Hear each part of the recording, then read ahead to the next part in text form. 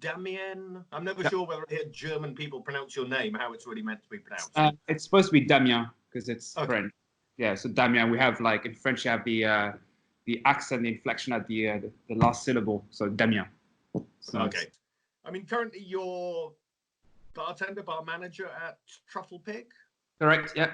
I'm bar manager. So yeah, it was really important for me to remain a bartender for now because I really enjoyed I really enjoy my work first of all, and I joined recently enough that I feel like my project there is not at its end. So I really want to be there long enough to feel like I can leave it in good hands and it's not in the middle of the cycle. I just really like also making drinks and learning. I feel like I'm definitely learning a lot still because I became a bartender very randomly 8 years ago, which for a career and even for like a life experience is not that long. So I still feel like a lot of things that I can learn that will benefit me for any kind of like future career moves. So yeah, Truffle Pig is like it's a very small speakeasy. So it was the smoking room of a already existing bar, very like local neighborhood style bar with a lot of beers, very cheap highballs and stuff like that. And it was Sven's the owner's dream to have a cocktail bar, and he worked at Dirty Dick in Paris, so he had experience and he had the flair and the eye to kind of turn that room into a really cozy and intimate speakeasy. And yeah, so that opened 3 years ago, and I joined last year. Well, that's good, but obviously, I mean, you are the brand ambassador for Bar Convent Berlin, Yep. and as the Global Education Director, I should really know something about you. If you could work for or with anyone in the world at the moment, and even without the bar, outside the bar industry as well, but who would you like to work for or with at the moment? Well, that's a tricky one. I'm going to try not to sound like a politician and go around the question, but there's different things that you can learn from people, right? It's like either, especially in bartending, that what I look up to the most is interaction with guests and the ability to host and to read a room. For me, it's it's how you see how someone is experienced. I find that what makes a bar amazing is really this attention to detail and knowing how to dance and how to pace up and slow down and how to, and that's so it would definitely be someone that I could learn that from. So someone who is more like an incredible host. I find on his best days that, for example, Gonzalo from Buck and Break is an amazing host for that, and the timing and the flirting, really, it's like it feels like a dance, because I find that in terms of like anything technical, you can learn a lot from each other, from like different bartenders, and it's very much down to different schools and different also different styles. And whereas when it comes to hosting, I find that it should be something a bit more unified and a bit more generic. With different, like with the same codes, just respecting the guests, but also not letting yourself stepped over and stuff like that. And I find that if you can forgive a bad drink, but you can't forgive bad service. So that's. And obviously BCB, you've been going. How many years have you been to it? I mean, have you done 7, 8 years, 6 years, 5 years?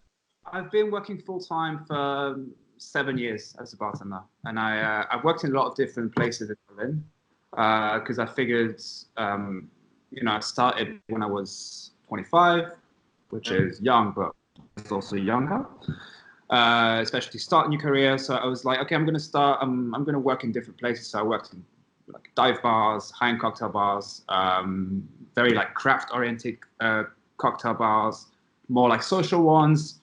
And so it's been 7 years. Okay, when did you become aware of BCB?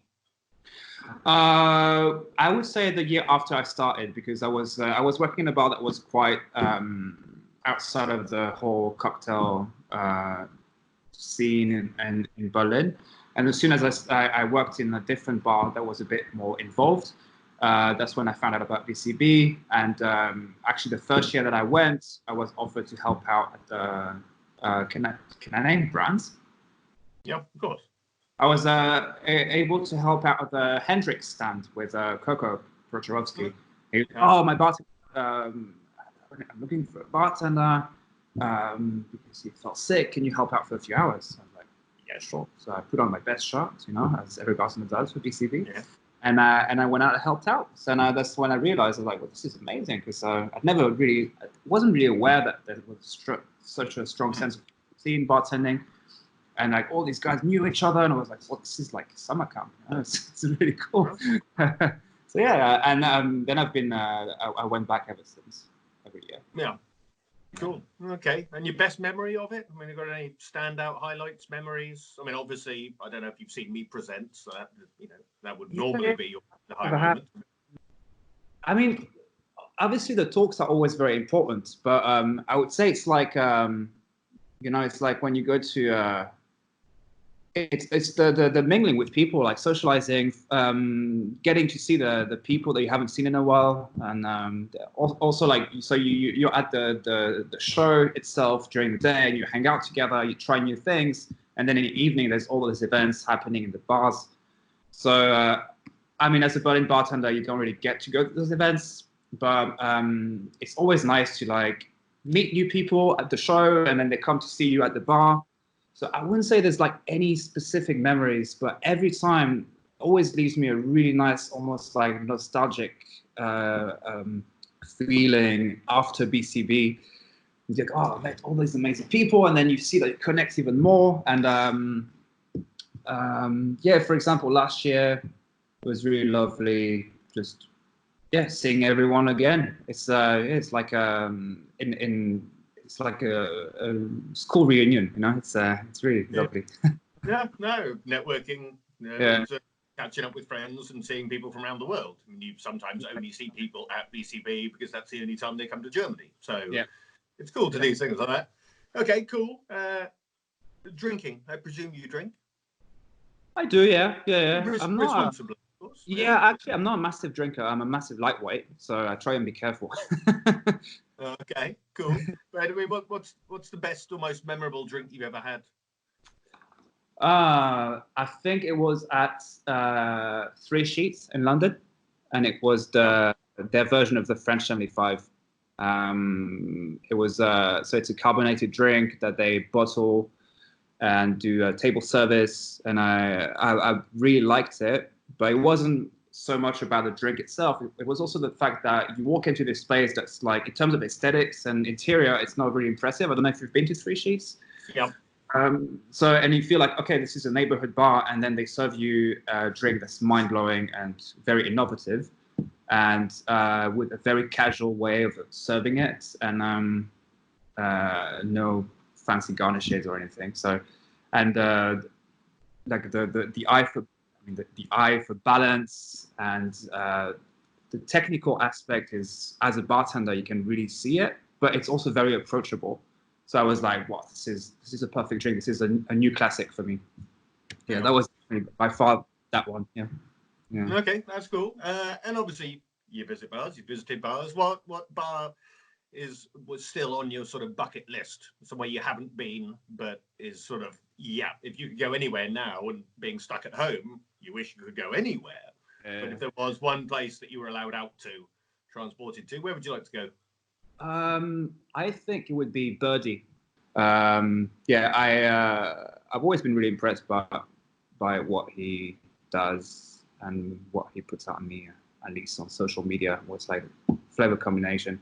I mean, I also love. I love this kind of cocktail trend of reinventing a little bit the way drinks are structured. Start with one ingredient and build it around it. So all those like Birdie, Operation Dagger, Couch, Three Sheets.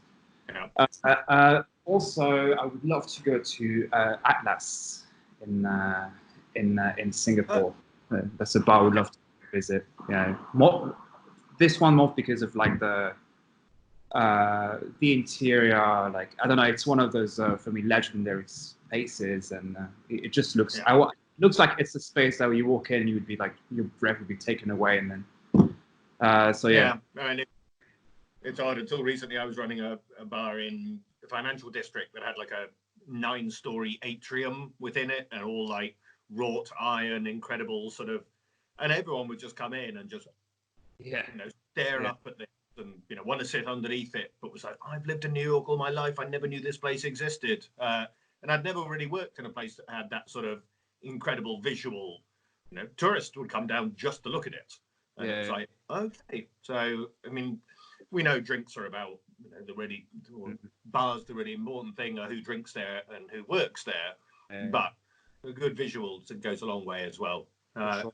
Cool. Okay, so I always used to ask this question as, so you're stuck on a desert island and you're only allowed to take away one bottle with you. The bottle magically refills when you empty it, etc. So what would be that one bottle? But I suppose now it's just like, okay, if you were stuck in quarantine and weren't allowed to go out and you could have one bottle that would magically refill, what would be your desert island or quarantine bottle?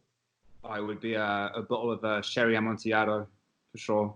Nice. Okay. Yeah, I can see that. And then I would just use whatever fresh tropical fruit on that island to make myself a cobbler. Absolutely. I mean, I think it is. Some people choose something really, really sort of like, I'll take a mezcal, and you're like, really, mezcal every single day? Come on. After a couple of months, you'd be like, please, please, please, give me something simpler. Sure. But okay, I like that. So okay, as a bartender, what's your favorite drink to make? My favorite drink to make, El Presidente. I love that drink. Really? From dry vermouth, grenadine, and orange curacao. It's also one of my test drinks. If I see it on the menu, I order it straight away because I find it's a drink that is made so differently from one place to the other, one country to the other. I like to make it more on the dry side, and for me, it should be more like in, kind of like dry Manhattan style. And that's very interesting. I've never had a good one.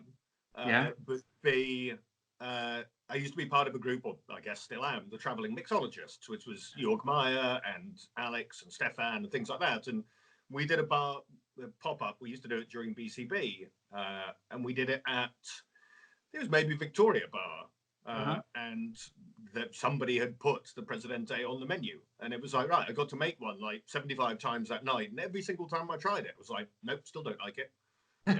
Altered this and altered that, and like, nope, still don't like it. But I guess you don't have to like every drink, but it's an interesting one, and now I know that when we actually meet, I can get you to make me one, because if you like making them, that's cool. So I see on your arm that you have ink, etc. So I don't know if this is still relevant, but if you have to have one phrase tattooed on your body, as opposed to an image, like a phrase, a short sentence, something like that, what would you have immortalized in writing on your body? There's actually a tattoo that I want to have very soon, and it is a phrase. It's a phrase in German, and it's called Feierabend, and it's the moment when you stop working and you relax, and it's this encapsulates this feeling of like having appreciated a long day, but being about to relax. So when you have a Feierabend drink, for example, it's the first drink that you have after you finish your shift, maybe at your own bar or at a different bar.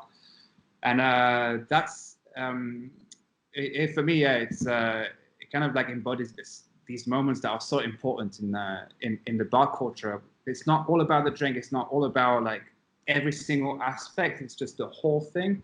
And as a bartender, when you've had a very long shift, even though you enjoyed it, that moment when you're done and you can relax, Feierabend, it's a magical moment. That's very cool. I like that. That's a good answer. And finally, ambassador for BCB. How does that make you feel? I'm super happy. It's something that's been cooking for a little bit now, that we had started talking about right after BCB last year. And I always wanted to, at some point, work more on the, on the industry side, I knew that, I don't want to be a bar owner. I'm not, it's not something I'm interested in because I don't think I could handle the stress of the daily operations. And my strength is knowing that weakness. But I like being involved. I would like to be involved in the bar scene in different ways. And so what's really exciting about being brand ambassador for BCB is that I get to represent something that's more conceptual than just a product. So I don't think I'd be ready to represent a portfolio or a single product for now. No. But because BCB is so much focused on education, I feel like we can really, all together with a team, build stuff that will reinforce the link between the show and the bartending community. And I really get to be right in the middle, listening to both sides and be like, okay, well, now kind of like being the messenger, you know. Yeah. And, it's because it's much more conceptual, then the things that we can organize together are going to be also more conceptual rather than marketing and product orientated. So that's why I'm super excited, and also it's something I'm probably going to have to learn a lot of new things. And yeah, so I'm excited, happy, and proud. Cool. Well, I have to say, I thought I had a pretty good job as the education director, but to be the brand ambassador for BCB, yeah, that's pretty cool.